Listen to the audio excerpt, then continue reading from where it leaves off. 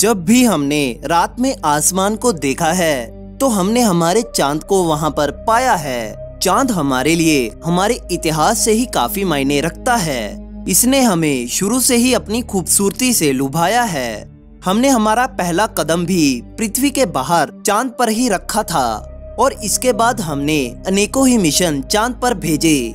लेकिन हमारे भारत ने चांद पर वाटर आइस को अपने पहले मिशन चंद्रयान-1 से ही खोज दिखाया था, जिसको अभी तक नासा भी खोज नहीं सका था।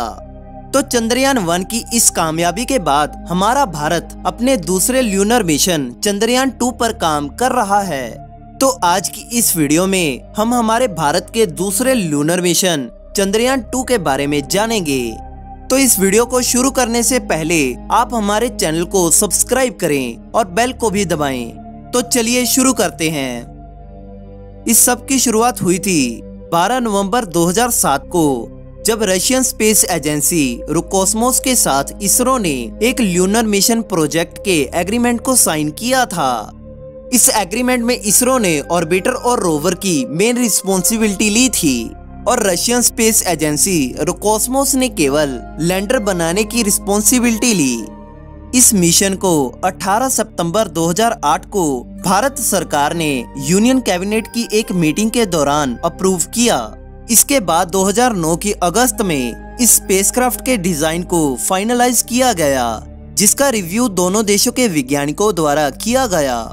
भारत ने चंद्रयान-2 के पेलोड को इस मिशन के नियमित समय में ही फाइनलाइज कर लिया, लेकिन इस मिशन को जनवरी 2013 से रीशेड्यूल कर 2016 में कर दिया गया, क्योंकि रशियन स्पेस एजेंसी नियमित समय पर लैंडर को डेवलप नहीं कर पाई। बाद में रोकोस्मोस ने अपने मार्स मिशन के फेल हो जाने के कारण लैंडर प्रोवाइड करने के लिए और समय मांगा, क्योंकि मार्स मिशन और मून लैंडर बनाने के लिए सेम टेक्नोलॉजी का यूज किया गया। तो रोकोस्मोस ने कहा कि हमें मार्स मिशन के फेलियर के कारण की रिसर्च करनी पड़ेगी, ताकि मून लैंडर के साथ ऐसा कुछ ना हो। जब रशियन स्पेस एजेंसी मार्च 2015 तक लैंडर को बनाने में नाकाम रही तो भारत ने फैसला किया कि अब वो अपना लैंडर खुद ही बनाएगा। तो फिर इस मिशन को मार्च 2018 तक रीशेड्यूल किया गया, लेकिन बाद में फिर से इसे अप्रैल में रीशेड्यूल किया गया। इसके बाद वैज्ञानिकों ने कहा कि इस पर कुछ टेस्ट करने अभी बाकी हैं, तो इसे फिर अक्टूबर में रीशेड्यूल किया गया।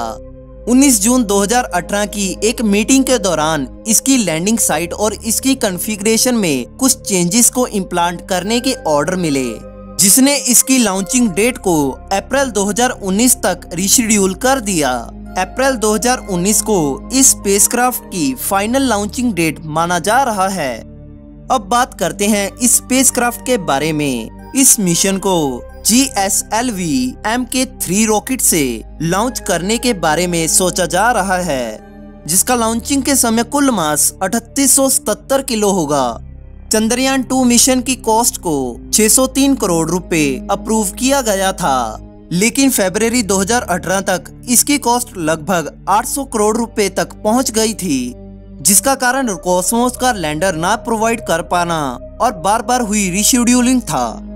चंद्रयान-2 की लॉन्च के बाद इसको पृथ्वी की सतह से 170 किलोमीटर की ऊंचाई पर रखा जाएगा।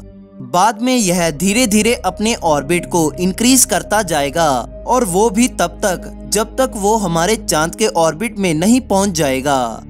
अब आप सोच रहे होंगे कि हम सीधा ही इसे मून पर क्यों नहीं भेज देते। तो इसका कारण यह है कि जब हम इसे पृथ्वी के ऑर्बिट में रखेंगे तो इस स्पेसक्राफ्ट को हमारी पृथ्वी की ग्रेविटी ड्राइव करेगी, जिसमें इस स्पेसक्राफ्ट का कोई भी फ्यूल नहीं खर्च होगा, और जिसका यूज यह स्पेसक्राफ्ट बाद में मून के ऑर्बिट करने के दौरान कर सकता है। जब यह स्पेसक्राफ्ट ऐसे ही चांद का ऑर्बिट करते करते हमारे चांद की सतह से 100 किलोमीटर की ऊंचाई पर होगा तो मून ऑर्बिटर को रॉकेट से अलग कर चांद के एक स्टेबल ऑर्बिट में डाल दिया जाएगा। तो अब बात करते हैं इस ऑर्बिटर के बारे में। तो यह ऑर्बिटर केवल 5 इंस्ट्रूमेंट से ही लेस है, जिसमें large area soft X-ray spectrometer, solar X-ray monitor, synthetic aperture radar, imaging IR spectrometer और न्यूट्रल मास स्पेक्ट्रोमीटर शामिल हैं। इसके अलावा इस पर एक टेरियन मैपिंग कैमरा 2 भी होगा। इन डिवाइसेस में से केवल 3 डिवाइसेस ही नए हैं और बाकी 2 चंद्रयान-1 मिशन में यूज हुए डिवाइसेस के इम्प्रूव्ड वर्जन हैं। इस ऑर्बिटर का लॉन्चिंग मास लगभग 2380 किलो के करीब होगा। यह ऑर्बिटर लैंडर को लैंड करने से पहले लैंडिंग साइट की काफी हाई रेजोल्यूशन इमेजेस लेगा, जिनकी ऑब्जर्वेशन के बाद ऑर्बिटर से लैंडर को अलग कर लिया जाएगा। इस ऑर्बिटर और इसके लॉन्चिंग व्हीकल GSLV Mk2 के बीच की कम्युनिकेशन को फाइनलाइज कर दिया गया है। इस ऑर्बिटर का निर्माण हिंदुस्तान एरोनॉटिक लिमिटेड ने किया है। उन्होंने इस ऑर्बिटर को इसरो सैटेलाइट सेंटर को 22 जून 2015 में ही सौंप दिया था। अब आते हैं इस मिशन के लैंडर पर। इस लैंडर का नाम विक्रम लैंडर है। इस लैंडर को इसका यह नाम विक्रम से मिला, जिनको भारतीय स्पेस प्रोग्राम्स का पिता माना जाता है। विक्रम लैंडर को इसके ऑर्बिटर से इसके 800 न्यूटन के मेन लैंडर की मदद से तब अलग किया जाएगा जब यह ऑर्बिटर चांद की सतह से 30 से 100 किलोमीटर की ऊंचाई पर होगा। विक्रम लैंडर चांद की सतह पर उतरने से पहले अपने सारे ऑनबोर्ड सिस्टम का चेक करेगा।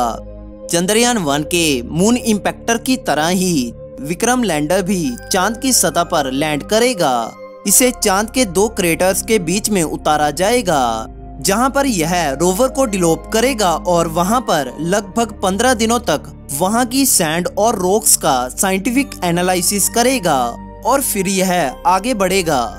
लॉन्चिंग के समय मून लैंडर और रोवर का मास लगभग 1471 किलो होगा। अब बात करते हैं इस लैंडर के इंस्ट्रूमेंट्स की। इस लैंडर में केवल 4 इंस्ट्रूमेंट्स लगे होंगे, जिनमें seismometer, thermal probe, Langmuir probe, radio occultation experiment शामिल हैं। इसके अलावा इस लैंडर के प्रोपल्शन सिस्टम में 50 न्यूटन के 8 थ्रस्टर्स और 5 800 न्यूटन के लिक्विड मेन इंजन्स हैं। लेकिन इस लैंडर को केवल 4 इंजन्स पर चलने के लिए बनाया गया है, तो 5वें इंजन का इस्तेमाल इस लैंडर की सॉफ्ट लैंडिंग के दौरान किया जाएगा। अब बात करते हैं इस मिशन के रोवर के बारे में। इस रोवर का नाम प्रज्ञान रोवर है, जिसका मास लगभग केवल 27 किलो है, जो फुली सोलर पावर पर वर्क करता है।